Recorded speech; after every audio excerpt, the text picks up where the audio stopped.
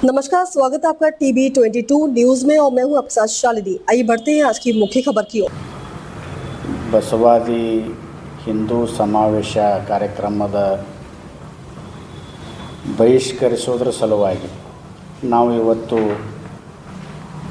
ಜಿಲ್ಲೆಯ ಮಠಾಧೀಶರ ಪರವಾಗಿ ನಾಡಿನ ಬಹುತೇಕ ಮಠಾಧೀಶರ ಪರವಾಗಿ ಎಲ್ಲ ಪಂಚಪೀಠಗಳ ಪರವಾಗಿ ಎಲ್ಲ ವಿರಕ್ತ ಪರಮ ಪೂಜ್ಯರ ಪರವಾಗಿ ಬಸವನಾಳದ ಪರಮ ಪೂಜ್ಯ ಸಿದ್ದರಾಮ ಶಿವಯೋಗಿಗಳು ಮತ್ತು ಗುಣದಾಳದ ಪರಮ ಪೂಜ್ಯ ಡಾಕ್ಟರ್ ವಿವೇಕಾನಂದ ದೇವರು ನಾವು ಎಲ್ಲರೂ ಸೇರಿದ್ದೇವೆ. ನಾಳೆ ಬಬಲೇಶ್ವರ ಕಾರ್ಯಕ್ರಮದಲ್ಲಿ ಅದು ಅಜೆಂಡಾ ಬೇರೆ ಇರೋದರಿಂದ ಇಷ್ಟು ದಿನ ಸಮಾವೇಶಗಳು ಕೇವಲ ಹಿಂದೂ ಸಮಾವೇಶ ಅಂತಿತ್ತು. ಈಗ ಅದಕ್ಕೆ ಹೆಸರನ್ನು ಬಸವಾದಿ ಹಿಂದೂ ಸಮಾವೇಶ ಅಂತ ಕೊಟ್ಟರು.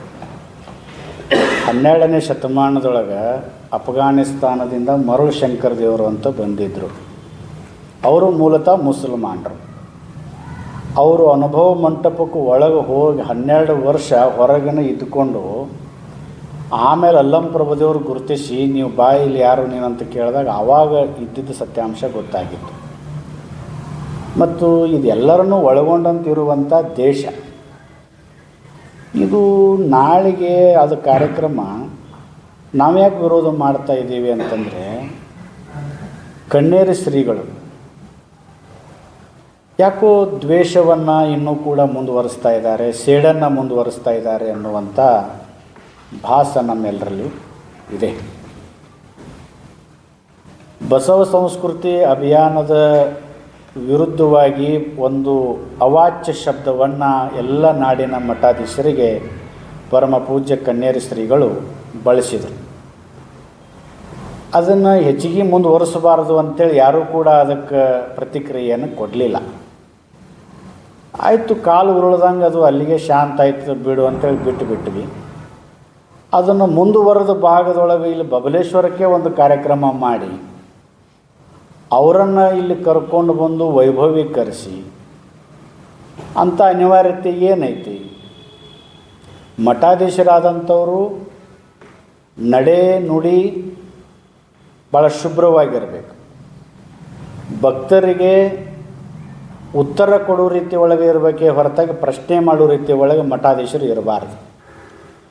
ಮತ್ತು ನಮ್ಮ ಮಾತುಗಳು ಅತ್ಯಂತ ಮೃದುವಾಗಿರಬೇಕು. ಬಸವಾದಿ ಪ್ರಮುಖರು ಹೇಳಿದ್ದು ಅದೇ, ನುಡಿದರೆ ಮುತ್ತಿನ ಹಾರದಂತೆ ಮೃದು ವಚನವೇ ಸಕಲ ಜಪಂಗಳಯ್ಯ ಸಮ ಅಂತ ಹೇಳಿಬಿಟ್ರು.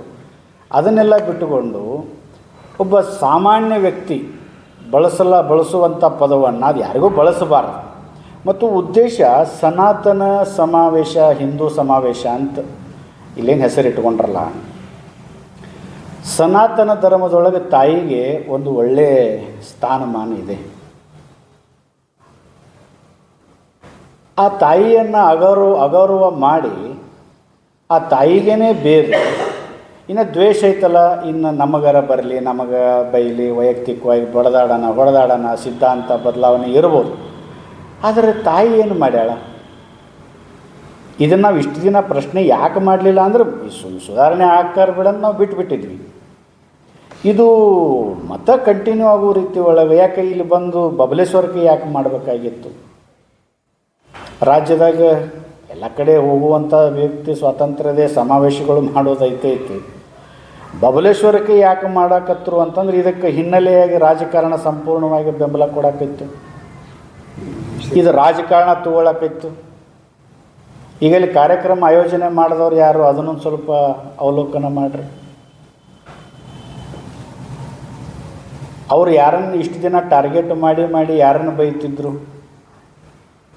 ಯಾರು? ಕಣ್ಣೇರಿ ಶ್ರೀಗಳು. ಇಷ್ಟು ದಿನ ಬೈಯೋದ್ರ ಜೊತೆಗೆ ಇವತ್ತು ಅವ್ರ ವಿರುದ್ಧನೇ ಬಂದು ಇಲ್ಲಿ ಕೆಲಸ ಮಾಡುವಂಥ ಪ್ರಯತ್ನ ಮಾಡಕತ್ಯಾರಂತ ನಮ್ಮ ಕಣ್ಣಿಗೆ, ನಮ್ಮ ಮನಸ್ಸಿಗೆ ಕಾಣುತ್ತೆ ಮತ್ತು ಕೇಳುತ್ತೆ. ದಯವಿಟ್ಟು ಎಲ್ಲಿ ಮಾಡ್ಕೊತ ಹೋಗೋದ್ರಾಗ, ಯಾಕೆ ಹಂಗಾರೆ ಹಿಂದೂ ಧರ್ಮದಲ್ಲಿ ಲಿಂಗಾಯತ ಬರೋದಿಲ್ಲ? ಲಿಂಗಾಯತ ಏನಾದರೂ ಬೇರ್ಪಟ್ಟಿರ್ತೇನೆ? ಎಲ್ಲರನ್ನು ಒಳಗೊಂಡಂಥ ಲಿಂಗಾಯತ ಧರ್ಮ ಭಾವನೆ, ಪ್ರೀತಿ, ಅಭಿಮಾನ, ಪರಸ್ಪರ ಪ್ರೀತಿ ಇದನ್ನು ಬೆಳೆಸೋದನ್ನು ಧರ್ಮ ಹೇಳಿಕೊಟ್ಟದೇ ಹೊರತಾಗಿ ದ್ವೇಷ ಮಾಡುವಂಥದ್ದು ಹೇಳಿಕೊಟ್ಟಿಲ್ಲ ನಮ್ಮ ಧರ್ಮ. ಲಿಂಗಾಯತ ಪರಂಪರೆನೂ ಹೇಳಿಕೊಟ್ಟಿಲ್ಲ. ಆದಾಗ್ಯೂ ಸರ್ಕಾರ ಆಗಲಿ ಅಥವಾ ನ್ಯಾಯಾಂಗ ಆಗಲಿ ಜಿಲ್ಲೆಗೆ ಬರಬಾರದು ಅಂತೇಳಿ ನಿರ್ಬಂಧ ಹಾಕ್ತು. ಅದರಾಗೂ ಯಾರ್ದು ಪಾತ್ರ ಇರಲಿಲ್ಲ. ಅದ್ಯಾರೋ ಕೇಸ್ ಮಾಡಿದ್ರು, ಹಿಂಗೆ ಅವಾಜ್ ಶಬ್ದಗಳನ್ನು ಬೇದಾರ ಅಂದರು. ಕೋರ್ಟ್ ತೀರ್ಮಾನ ತೊಗೊಂತೆ ಹೊರತಾಗಿ ಯಾವ ಒಬ್ಬ ರಾಜಕಾರಣಿ ತೊಗೊಂಡಿಲ್ಲ ಅದು. ಮತ್ತು ತೊಗೊಳ್ಳಿಲ್ಲ ಅಂದ್ರೂ ಕೂಡ ಪರ್ಟಿಕ್ಯುಲರ್ ಹೆಸರು ತೊಗೊಂಡು ಟಾರ್ಗೆಟ್ ಮಾಡಿ ಮಾತಾಡ್ತಾರೆ. ಎಂ.ಬಿ. ಪಾಟೀಲರು ಪ್ರತಿನಿಧಿಸುವಂಥ ಕ್ಷೇತ್ರಕ್ಕನ ಬರ್ತಾರಂತಂದ್ರೆ ಇದ್ರ ಹಿಂದಿದ್ದಂಥ ಅಜೆಂಡಾ ಉದ್ದೇಶಗಳೇನು? ಇಷ್ಟು ದಿನ ನಾವು ಸುಮ್ಮ ಕುಂತಿದ್ವಿ. ನಾವು ಯಾರು ಯಾವತ್ತೂ ಏನು ಮಾತಾಡೋಕ್ಕೆ ಹೋಗಿಲ್ಲ, ಹಂಗ್ಯಾಕಂತ ಏನೂ ಕೇಳೋಕ್ಕೆ ಹೋಗಿಲ್ಲ.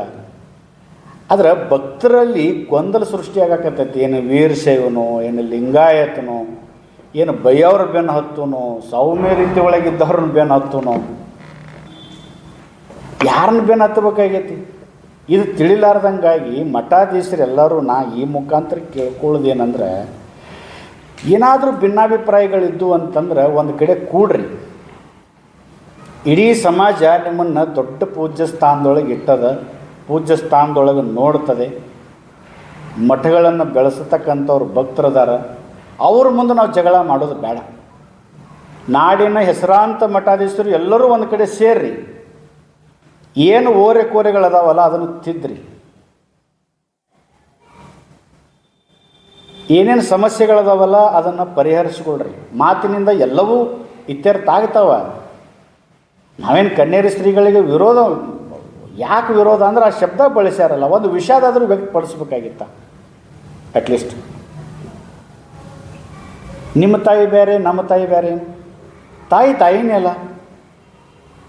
ಅಕಸ್ಮಾತ್ ಇದು ಈರ್ಷೆ ಎಲ್ಲಿಗೆ ಹೋಗ್ತಿತ್ತು ಅಂದ್ರೆ, ಬಹುತೇಕ ಆ ಶಬ್ದ ಏನು ಬಳಸ್ಯಾರಲ್ಲ, ಆ ಕೆಲಸ ನಮ್ಮ ತಾಯಿ ಯಾವಾಗ ಮಾಡ್ಯಾಳ ತೋರಿಸ್ಕೊಡ್ಬರ್ರಿ ನೋಡೋಣ ಅಂತಂತ ಹೇಳಿ ಕನ್ನೇರಿ ಮಠಕ್ಕನ ಒಂದು 300-400 ಜನ ಮಠಾಧೀಶರು ಹೋಗಿದ್ರ ಪರಿಸ್ಥಿತಿ ಏನಾಗ್ತಿತ್ತು.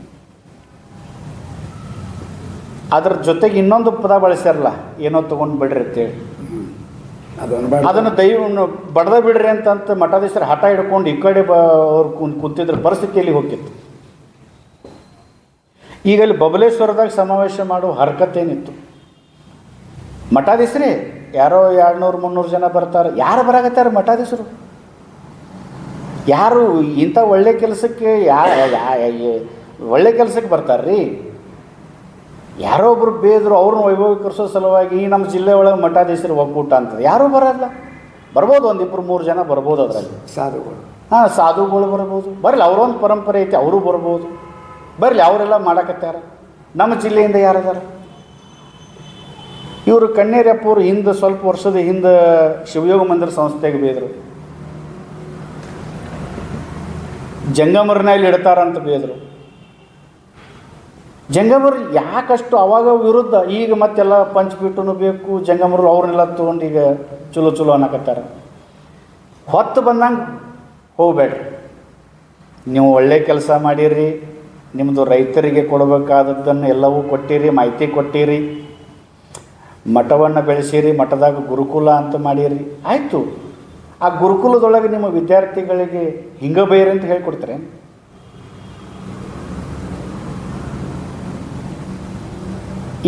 ಇವತ್ತು ಯಾರೂ ಅಲ್ಲಿ ಮಠಾಧೀಶರು ನಮ್ಮ ಜಿಲ್ಲೆಯಿಂದ, ಬಹುತೇಕ ಮಠಾಧೀಶರು ಹೊರಗಡೆ ಜಿಲ್ಲೆಯಿಂದ ಯಾರೂ ಬರ್ತಾಯಿಲ್ಲ. ಸಿದ್ದೇಶ್ವರಪ್ಪವ್ರು ಇದನ್ನು ಹೇಳಿಕೊಟ್ರೆ ನಿಮಗೆ. ನಾವೇನು ಸಿದ್ದೇಶ್ವರ ಆಶ್ರಮದ ಜ್ಞಾನ ಯೋಗಾಶ್ರಮದ ಒಳಗೆ ನಾವು ಭಾಗಿಯಾಗಿಲ್ಲ. ಜಂಗಮರನ್ನೇ ಪರ್ಟಿಕ್ಯುಲರ್ ಆಗಿ ಬೈದ್ರಿ. ಅದನ್ನು ನಾವು ಅವಾಗ ಏನೂ ಕೇಳೇ ಇಲ್ಲ. ಏನಪ್ಪ ಶಿವಯೋಗ ಮಂದಿರ ಏನು ತೊಂದರೆ ಮಾಡಿತ್ತು, ಯಾಕೆ ಅಷ್ಟೊಂದು ಶಿವಯೋಗ ಮಂದಿರ ಸಂಸ್ಥೆ ಮೇಲೆ ಅಷ್ಟೊಂದು ದ್ವೇಷ? ಆ ಶಿವಯೋಗ ಮಂದಿರ ಸ್ಥಾಪನೆ ಆಗೋ ಕಾಲಕ್ಕೆ ಮರಿದೇವರು 7 ಜನ ಮರಿದೇವರು, ಅದರೊಳಗೆ ಲಿಂಗಾಯತರು ಇದ್ದರು. ನವಲಗುಂದದ ಬಸಲಿಂಗ ಸ್ವಾಮಿಗಳು ಅವರು ಲಿಂಗಾಯತರು. ಜಂಗಮರನ್ನ ಮಾಡಿಲ್ಲ. ಓಕೆ, ಸನಾತನ ಧರ್ಮ ಅಂತ ಹೇಳ್ತಿರಲ್ಲ, ಇವತ್ತು ನಮ್ಮ ಹಳ್ಳಿ ವಾತಾವರಣದಾಗ ಜಂಗಮರನ್ನ ಬಿಟ್ಟು ಯಾರು ಏನಾರ ಮಾಡ್ತಾರ? ಒಂದು ಸತ್ರು ಅಂದ್ರೆ ಅವ ಮನೆಗೆ ಅಡ್ಡಾಡಿ ಹೇಳ್ಬೇಕು. ಶ್ರಾವಣ ಮಾಸದಾಗ ಮನೆ ಅಡ್ಡಾಡಿ ಪಟ್ಟಿನ ಮಾಡ್ಬೇಕು. ಅವ ಇದು ಶ್ರಾವಣ ಮಾಸದಾಗ ಅಡ್ಡಾಡಿ ಪತ್ರಿನ ಹಾಕ್ಬೇಕು. ಅವ ಭಕ್ತರು ಅವ್ರಿಗೆ ಅಲ್ಪ ಸ್ವಲ್ಪ ಅವ್ರು ಬೆಳೆದ ಕಾಳಿನೊಳಗೆ ಅಲ್ಪ ಸ್ವಲ್ಪ ಕಣದಾಗ ಹೋದ್ರೆ ದಾನ ಧರ್ಮ ಮಾಡಿ ಇದು ಹಿಂದಿನಿಂದ ಬಂದಂಥದ್ದು. ಜಂಗಮರನ್ನ ಬಿಟ್ಟು ಯಾರ ಮಾಡೋರು ಅದಾರ, ಮಾಡಲಿ, ತೊಂದರೆ ಇಲ್ಲ. ಆದ್ರೆ ಜನ ಒಪ್ಕೋತಾರ, ಭಕ್ತರು ಒಪ್ಕೋತಾರ? ಒಪ್ಕೊಳ್ಳಲ್ಲ. ಅದು ಶಿವ ಮಂದಿರದ ಬಗ್ಗೆ ಬೈಯೋದು, ಜಂಗಮರ ಬಗ್ಗೆ ಬೈಯೋದು, ಮತ್ತು ಹಿಂದೂ ಧರ್ಮ ಸಮಾವೇಶ ಮಾಡೋದು. ನಡ್ರಿ ಎಲ್ಲರೂ ಸೇರಿ ಕುಡುಕರನ್ನ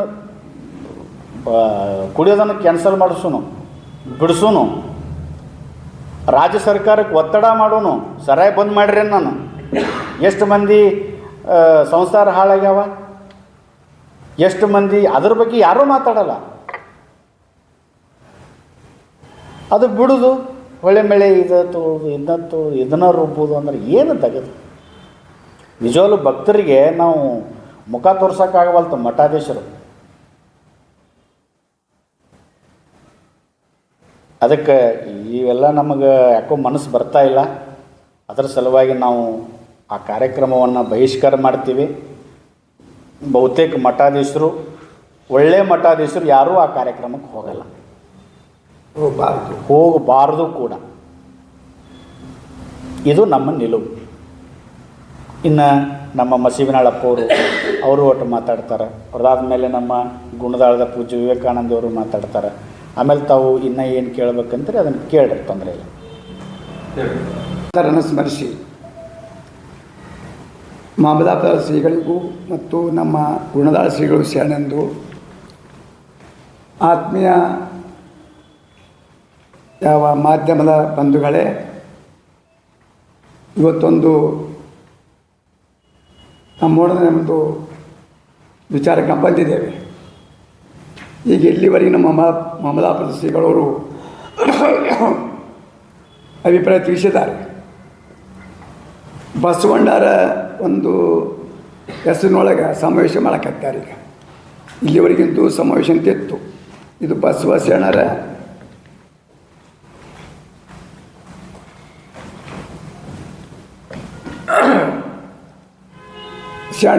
ಹಿಂದೂ ಸಮಾವೇಶ ಅಂತ ಒಂದು ನಾಮಕರಣ ಮಾಡಿದ್ದಾರೆ.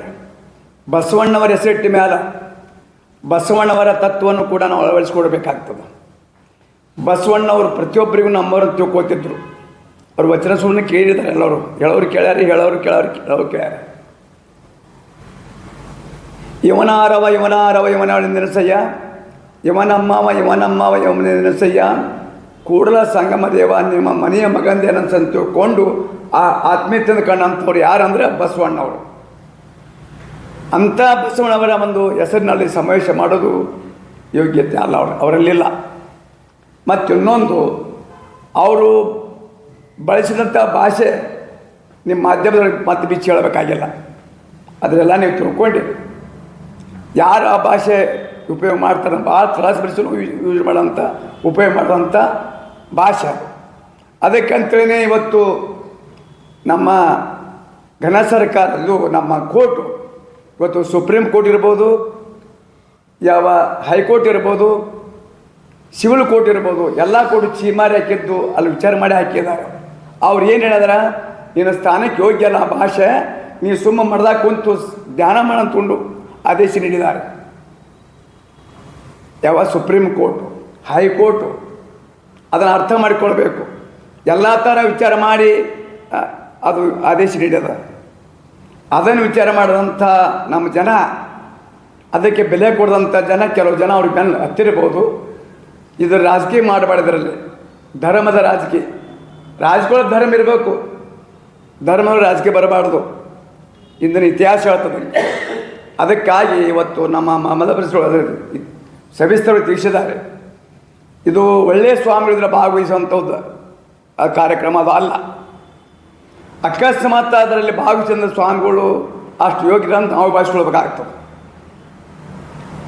ಈಗ ಕೆಲವು ಮಂದಿ ನಮ್ಮ ಸ್ವಾಮಿಗಳವರು ಅವರಿಗೆ ಪ್ರತಿಭಟನೆ ಹೇಳಿಕೊಡುವಂಥ ಸಮಯದೊಳಗೆ ಅವ್ರ ಭಾಷೆಯಲ್ಲಿ ಹೇಳಿಲ್ಲ. ಯಾಕಂದ್ರೆ ಅವರಂಥ ಮೂರ್ಖರು ಆಗ್ಬೇಡಂತ ತೊಗೊಂಡು ಹೇಳಿಲ್ಲ.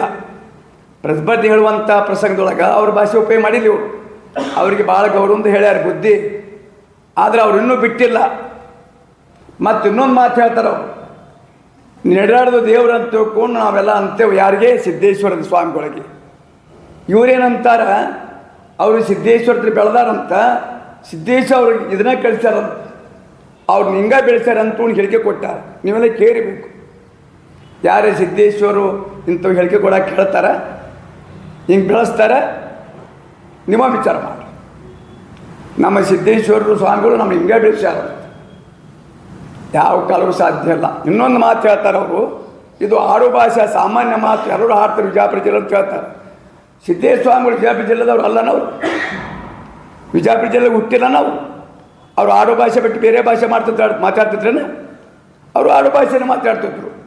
ಅವರು ಜೀವಂತ ಪರಿವಂತರವಾಗಿ ಒಂದರ ಭಾಷೆ ಇಂಥ ಕ್ಯಾಟ್ ಶಬ್ದ ಉಪಯೋಗ ಮಾಡಿದ್ದು ಯಾರ ಮಾಧ್ಯಮದ ಕೇಳಿರಿ? ಯಾರೂ ಕೇಳಿಲ್ಲ. ಆದರೆ ಅಲ್ಲೇ ಬೆಳೆದಂಥ ಅದೇ ಸಂಸ್ಥೆಯಲ್ಲಿ ಆ ಸ್ವಾಮಿಯಲ್ಲಿ ಸಂಸ್ಕಾರ ಬೆಳೆದಂಥ ವ್ಯಕ್ತಿ ಈ ರೀತಿ ಮಾಡೋದು ದೊಡ್ಡ ಅಪರಾಧ. ಇದು ಆ ಸಿದ್ದೇಶ್ವರ ಸ್ವಾಮಿ ಅವಮಾನ ಮಾಡಿದಂಗೆ ಇವನು.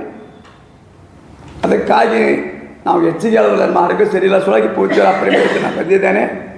ಇದು ನಾ ಹೇಳೋದಿಷ್ಟೇ, ಎಲ್ಲ ಸ್ವಾಮಿಗಳಿಗೆ ನಿಜವಾದ ನಿಮ್ಮ ಸ್ವಾಮಿತ್ವ ಇತ್ತು. ಆನಂದ ಕುಮಾರಸ್ವಾಮಿಯಲ್ಲಿ ಭಕ್ತಿ ಇತ್ತು. ಆನಂದ ಕುಮಾರಸ್ವಾಮಿಯಿಂದ ನೀವೇನು ಸಂಸ್ಕಾರ ಪಡೆದಿದ್ರಿ, ಅಲ್ಲ ಅನ್ನಪ್ರಸಾದ ಸ್ವೀಕಾರ ಮಾಡಿದ್ರಿ ಅಂತಂದ್ರೆ ಯಾರು ಹೋಗ್ತಕ್ಕದ್ದಲ್ಲ ಅಂತ ನಾ ಆದೇಶ ಅಲ್ಲ, ವಿನಂತಿ ನಂದು. ಹೋಗಬಾರ್ದು ಕೂಡ ನಂದು ಇದು ಆದೇಶ, ಅಪ್ಪಣೆ ಅಂತ ತಿಳ್ಕೊಬೇಡ್ರಿ. ನಾನು ಮನವಿ ಮಾಡ್ಕೊಳ್ತೇನೆ, ನಮ್ಮ ಜಿಲ್ಲಾದವ್ರಿರ್ಬೋದು, ಬೇರೆ ಜಿಲ್ಲಾದವ್ರಿರ್ಬೋದು, ಎಲ್ಲ ಸ್ವಾಮಿಗೆ ಮನವಿ ಮಾಡ್ಕೊಳ್ತೀನಿ. ಅದಕ್ಕೆ ಆ ಸ್ವಾಮಿಗಳ ಭಾಗವಹಿಸಿ ಆದಷ್ಟು ಸಮಾಜವನ್ನು ಕಲುಷಿತ ವಾತಾವರಣಕ್ಕೆ ತರಬಾರ್ದು ಅಂತ ಹೇಳ್ತಿದೆ. ಇವತ್ತು ಕೆಲವು ಮುಂಚೆ ಇರ್ತಕ್ಕಂಥ ಮಠಾಧರು ಒಕ್ಕೂಟದಲ್ಲಿರ್ತಕ್ಕಂಥವು ಕೂಡ ಎಚ್ಚರಿಕೊಳ್ಬೇಕೀಗ. ಬರೀ ಇಲ್ಲೇ ನಾವು ಇಷ್ಟ ಮಾಡೋದ್ರ ಉಪಯೋಗ ಇಲ್ಲ. ಇದಕ್ಕೆ ಪ್ರತಿಭಟನೆ ಮಾಡ್ತಾ ಇದ್ದ ಶಕ್ತಿ ಈಗೇನು ಮುಂಚೂಣಿ ಇದಾರಲ್ಲ, ಗದಗ ಇರ್ಬೋದು, ಬಾದಕಿ ಇರ್ಬೋದು, ಸಾಣೇಳಿಯವರು ಇರ್ಬೋದು, ಇನ್ನೂ ಕೆಲ ಮುಂಚೂಣಿ ಇದಾರೆ, ಅವರು ಕೂಡ ಎಚ್ಚರಿಕೊಳ್ಬೇಕು. ಸಮಾಜ ಕೆಳಕತ್ತೈತಿ, ಸಮಾಜ ಹಾಳಾಗತ್ತೈತಿ. ಸ್ವಾಮಿಗಳಿಂದ ಸಮಾಜ ಸೋರಿಸ್ಬೇಕು, ಸಮಾಜ ಹಾಳಾಗಬಾರ್ದು, ಅದನ್ನು ತಿಳ್ಕೊಳ್ಬೇಕನ್ನೋ ಮಾತನ್ನ. ಜೊತೆಗೆ ಪಂಚಪೀಠದವರು ಸಮಾಜಕ್ಕೆ ಅಲ್ಲ, ಮಠಾಧಿಪ ಒಕ್ಕೂಟ ಅಂದ್ರೆ ಎಲ್ಲ ಬಂತದ್ರಾಗ ಮಠಾಧಿಪದ ಒಕ್ಕೂಟ ಅಂತ ತ್ಯಾಗ ಮಾಡಿದ್ದಾರೆ, ಎಲ್ಲರೂ ಕೂಡ ಬಂತು. ವೀರಶೈವ ಲಿಂಗಾಯತ್ ಬಂತು, ಲಿಂಗಾಯತ್ ಬಂತು. ಇರಲಿ, ವೀರಶೈವ ಲಿಂಗಾಯತ ಅಂತ ತಿಳ್ಕೊಂಡು ನೀವು ಸ್ವಲ್ಪ ಎರಡು ಬಣ ಆಗಿದ್ದು ನೀವು ಗೊತ್ತದ, ನಾ ಇಲ್ಲ ಅನ್ನೋದಿಲ್ಲ. ಆದರೆ ಒಂದು ಮಾತು ಹೇಳ್ತೀನಿ, 110 ವರ್ಷದಂತ ಬಾಳಿದಂಥ ಯಾವ ಸಿದ್ಧಂಗ ಶ್ರೀಗಳು ಹೇಳಿದ್ದಾರೆ. ಏನು ಹೇಳಿದ್ದಾರೆ ಅಂದರೆ, ಲಿಂಗಾಯತರನ್ನು ಒಂದೇ, ವೀರಶೈವ ಒಂದೇ. ಲಿಂಗಾಯತ ಅಂದರೆ ಆಡು ಶಬ್ದ, ವೀರಶೈವ ಅನ್ನೋದು ಸಂಸ್ಕೃತ ಶಬ್ದ. ಈ ಎರಡೂ ಶಬ್ದ ಒಂದೇ ಅಂತ ತಗೊಂಡು ಅವರು ಸ್ವಚ್ಛವಾಗಿ ಹೇಳಿಕೆ ಕೊಟ್ಟಿದ್ದಾರೆ. ಅವ್ರ ಮಾತಿಗೆಲ್ಲ ಬೆಲೆ ಕೊಡ್ಬೇಕು ನಾವು. ಅದಕ್ಕಾಗಿ ವೀರಶೈವ ಲಿಂಗಾಯತ ಬೇರೆ ಬೇರೆ ಅಲ್ಲ, ಎರಡು ಒಂದೇ ಮಾತನ್ನು ಸರ್ವರು ತಿಳ್ಕೊಬೇಕಂತ ಹೇಳಿ ಮತ್ತೊಬ್ಬರಿಗೆ ಮತ್ತೊಮ್ಮೆ ಶುಭ ಕೋರಿ ನಾನು ಹೇಳಿ ಮಾತನ್ನು ಮುಗಿಸ್ತೀನಿ. ಅದೇ ಸಿದ್ದೇಶ್ವರ ಅಪ್ಪವ್ರ ಶಿಷ್ಯರು ಎಂ ಬಿ ಪಾಟೀಲ್ರು ಅದಾರಲ್ಲ, ಅವ್ರು ಮಾತಾಡಬೇಕಾಗಿತ್ತು. ಅವ್ರು ಮಾತಾಡ್ಬೇಕಾಗಿತ್ತು ರೀ. ಬರೀ ಸಿದ್ದೇಶ್ವರ ಅಪ್ಪವರು ತಿಕೋಟದ 20 ವರ್ಷದ ಹಿಂದೆ ಇನ್ನೂ ಅವರು ಶಾಸಕರು ಇದ್ದರು, ಮಂತ್ರಿಯಾಗಿದ್ದಿಲ್ಲ. ಆವಾಗ ಒಂದು ಮಾತು ಹೇಳಿದ್ರಂತ ಎಂ ಬಿ ಪಾಟೀಲ್ರಿಗೆ, ಒಂದು ಬೂಸಿ ನೀರು ಕೊಡ್ರಿ ಇಲ್ಲ ಅಂತೇಳಿ. ಅದನ್ನು ಇವತ್ತಿಗೂ ಹೇಳ್ತಿರ್ತಾರೆ ರೀ ಅವರು. ಮತ್ತು ಅವ್ರು ಹೇಳ್ದಂಗೆ ನಡ್ಕೊಂಡು ನಮ್ಮ ಜಿಲ್ಲೆಗೆ ನೀರಾವರಿ ಮಾಡೋ ಪ್ರಯತ್ನ ಮಾಡಿದ್ರು ಅವ್ರು. ಇವರು ಎಂ ಬಿ ಪಾಟೀಲ್ರ ಭಾಷಣ ಕೇಳ್ರಿ ನೀವು.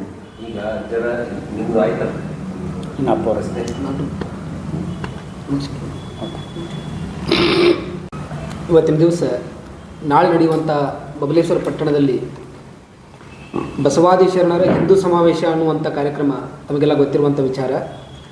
ಇಷ್ಟು ದಿವಸ ಬಳಸುವಂಥ ಪದ ಕೇವಲ ಹಿಂದೂ ಸಮಾವೇಶ ಅನ್ನುವಂಥ ಪದ ಇತ್ತು.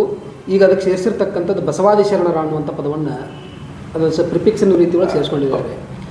ಆ ಕಾರ್ಯಕ್ರಮದಲ್ಲಿ ನಾವೆಲ್ಲರೂ ಕೂಡ ವಿಚಾರ ಮಾಡಿದ ಹಾಗೆ, ಇದು ಯಾಕೆ ಬಸವಾದಿ ಶರಣರ ಹಿಂದೂ ಸಮಾವೇಶ ಅನ್ನುವಂಥ ಪದವನ್ನೇ ಯಾಕೆ ಸೇರಿಸಿದ್ರು, ಅದರಲ್ಲಿ ವಿಶೇಷವಾಗಿ ಬಬಲೇಶ್ವರ ಪಟ್ಟಣದೊಳಗೆ ಯಾಕೆ ಮಾಡಿದರು, ಅದರಲ್ಲಿ ನಾವು ಯಾಕೆ ಈ ಮಾತನ್ನು ಹೇಳಬೇಕಾಗತ್ತಂತಂದರೆ, ನಾನು ಬಬಲೇಶ್ವರ ಪಟ್ಟಣದೊಳಗೆ ಈಗ ಬಂದು ಒಂದು 5-6 ವರ್ಷ ಆಯಿತು.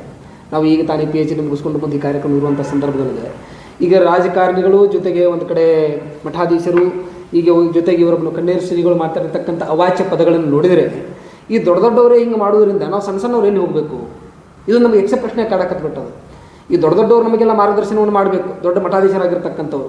ಈ ದೊಡ್ಡ ಮಠಾಧೀಶರಾಗಿರ್ತಕ್ಕಂಥ ನಾವು ಬಿಜಾಪುರ ಜಿಲ್ಲೆ ಭಾಷೆಯವರು, ನಮ್ಮ ಜಿಲ್ಲೆ ಭಾಷೆನೇ ಹೆಂಗಿದೆ ಅಂತ ತಿಳ್ಕೊಂಡು ಹೇಳುವಂಥ ಪ್ರಸಂಗದೊಳಗೆ ನಾವು ಕಳೆದ 10 ವರ್ಷಗಳಿಂದ ನಾವು ಪುರಾಣ ಪ್ರವಚನಗಳನ್ನು ಮಾಡ್ತೀವಿ, ನಾವು ಪುರಾಣ ಪ್ರವಚನ ಮೈಕ್ಗಳನ್ನು ಹಿಡಿತೀವಿ, ಎಲ್ಲಿಯೂ ಸಹಿತ ಪದಗಳು ಬಂದಿಲ್ಲ, ನಾವು ವಿಜಯಪುರ ಜಿಲ್ಲೆಯವರೇ.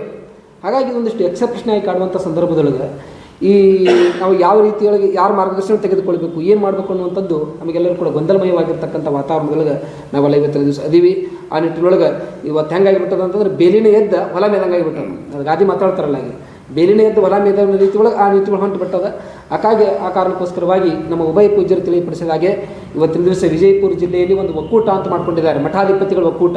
ಆ ಮಠಾಧಿಪತಿಗಳ ಒಕ್ಕೂಟಗಳು ನಮ್ಮ ಮಮದಾಪುರ ಅಜ್ಜವರಿಗೆ ಸಂಪರ್ಕವನ್ನು ಮಾಡಿದ ಹಾಗೆ, ನಮ್ಮ ಮಸಬಿನಾಳ ಅಜ್ಜವರು ಹೇಳಿದ ಹಾಗೆ ಯಾರೂ ಸಹಿತ ಈ ಕಾರ್ಯಕ್ರಮಕ್ಕೆ ಬರ್ತಾ ಇಲ್ಲ ಅನ್ನುವಂಥ ಸೂಚನೆಗಳು ಕೂಡ ಬಂದಿದೆ. ಆ ನಿಟ್ಟಿನೊಳಗೆ ನಾವು ಕೂಡ ವಿಜಯಪುರ ಜಿಲ್ಲೆಯ ಮಠಾಧಿಪತಿಗಳ ಒಕ್ಕೂಟದ ನಾವು ಕೂಡ ಒಬ್ಬರು ಸದಸ್ಯರಾಗಿರುವ ಕಾರಣಕ್ಕೋಸ್ಕರವಾಗಿ ನಾವು ಕೂಡ ಈ ಕಾರ್ಯಕ್ರಮಕ್ಕೆ ಹೋಗ್ತಾ ಇಲ್ಲ.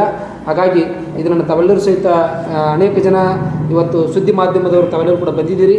ಇದನ್ನು ಆದಷ್ಟು ಬೇಗನೆ ಎಲ್ಲ ಮಠಾಧಿಪತಿಗಳು ತಲುಪುವ ಹಾಗೆ ತಾವೆಲ್ಲರೂ ಕೂಡ ಸುದ್ದಿ ಮಾಧ್ಯಮವನ್ನು ಬಿತ್ತರಿಸಬೇಕಂತ ತಿಳ್ಕೊಂಡು ತಮಗೆಲ್ಲ ತಿಳಿಯಪಡಿಸ್ತಾ ತಮಗೆಲ್ಲ ಶರಣಾರ್ಥಿಗಳು. ಶ್ರೀಗಳೇ, ಕನ್ನೇರಿ ಶ್ರೀಗಳು ಹೇಳಿದ್ದಾರೆ, ಅದ್ರ ಬಗ್ಗೆ ಅವರು ಕ್ಷಮಾಪಣೆ ಕೇಳಿಲ್ಲ ಅಥವಾ ವಿಷಾದನೂ ವ್ಯಕ್ತಪಡಿಸಿಲ್ಲ. ಹಾಗೆ ಕೂಡ ಅವ್ರು ಮಾಡ್ತಕ್ಕಂಥ ಆರೋಪ ಏನಿದೆ, ನಿಜಗುಣಾನಂದ ಶ್ರೀಗಳು ಎಲ್ಲ ದೇವತೆಗಳಿಗೆ ಬೈತಾರೆ, ಅದು ಏನು?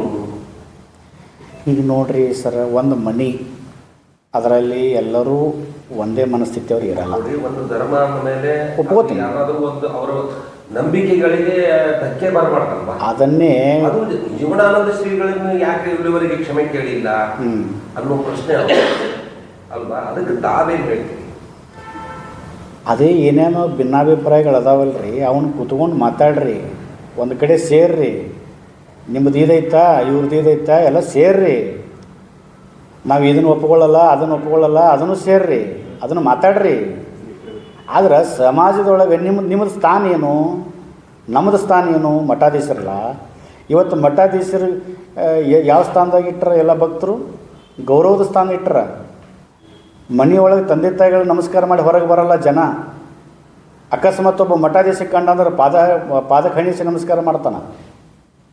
ಅಂಥ ನಿಟ್ಟಿನೊಳಗೆ ಹೋಗಿ ನಾವು ಹೋಗಿ ಮಾರ್ಕೆಟ್ನಾಗ ಹೊಡೆದಾಡ್ಕೊತ ನಿಂತ್ರ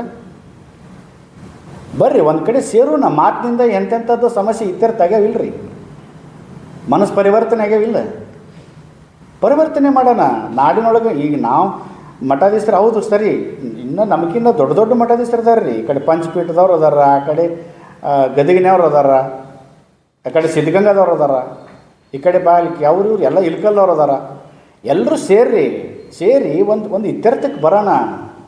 ಈಗ ಸಣ್ಣ ಹುಡುಗರಂಗೆ ಹಾದಿ ಬೀದಿಯಾಗ ಹೊಡೆದಾಡ್ಕೊಂತ ಹೊಂಟಿವಂತಂದ್ರೆ ಇದು ಕಿಮ್ಮತ್ತು ಏನಾಗ್ಬೇಕು ನಮಗೆ?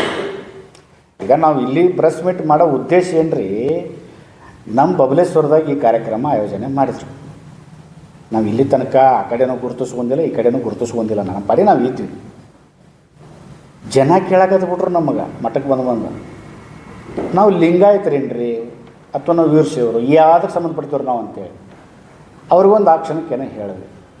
ಮತ್ತು ಅದನ್ನು ಇಲ್ಲಿ ತನಕ ತೊಗೊಂಡು ಬಂದು ಅದನ್ನು ಮಾಡಿ ಅದು ಆ ಪದ ಬಳಸಿದ ಮೇಲೆ ಇವರು ಸುಮ್ಮ ಕುಂತಿದ್ರಿ. ಅಲ್ಲಿ ಬಿಡ ಬಾಯಿ ತಪ್ಪಿ ಅಂದಿರ್ಬೋದು, ದೊಡ್ಡ ಮನಸ್ಸು ಮಾಡಿ ಅಂದಿರ್ಬೋದು ಅಂತ ಇವರು ಸುಮ್ಮ ಕುಂತರು.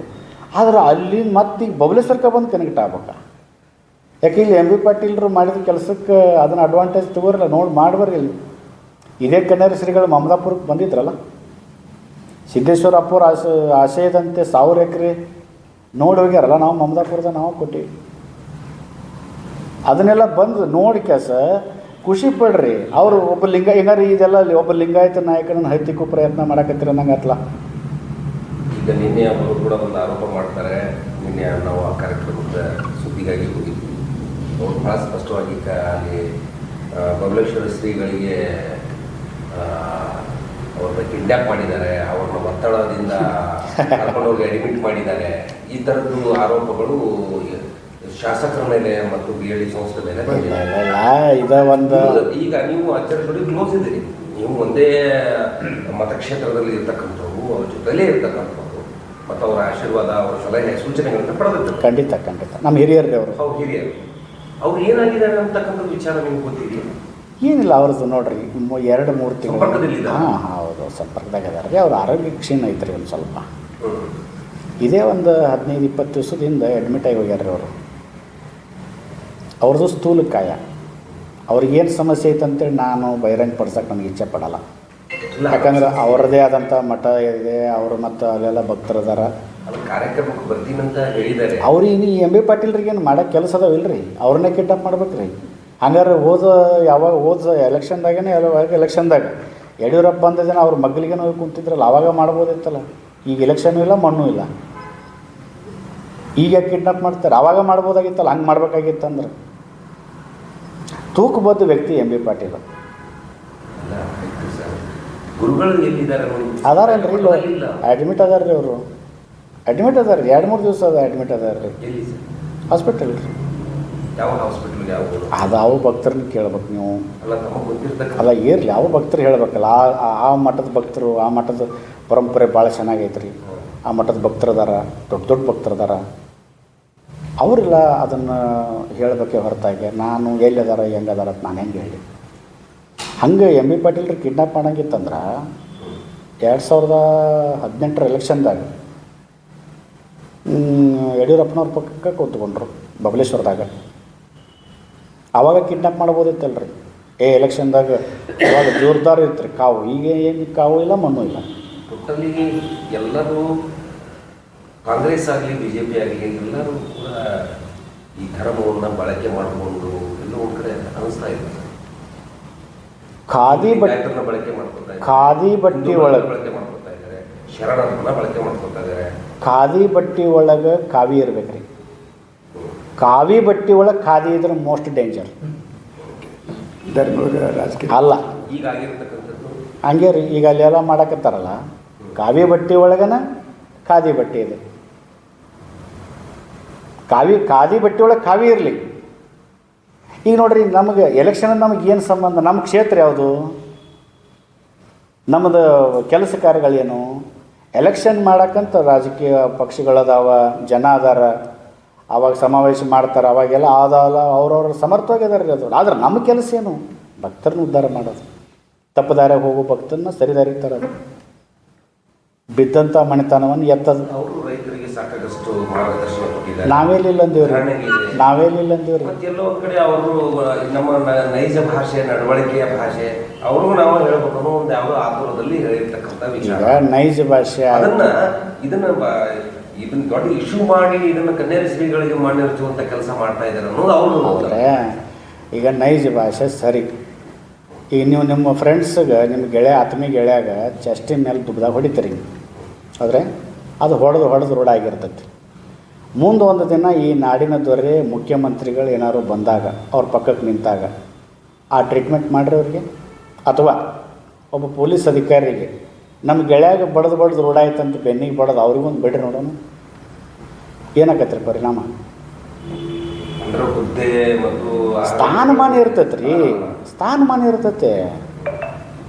ಅದು ಯಾರು ಪದೇ ಬಳಕೆ ಮಾಡಬೇಕು? ಈಗ ನೋಡ್ರಿ, ಇನ್ನೊಂದು ಏನಂತಾರೆ ನಮ್ಮ ಹಳ್ಳಿ ಭಾಷೆ ಒಳಗೆ,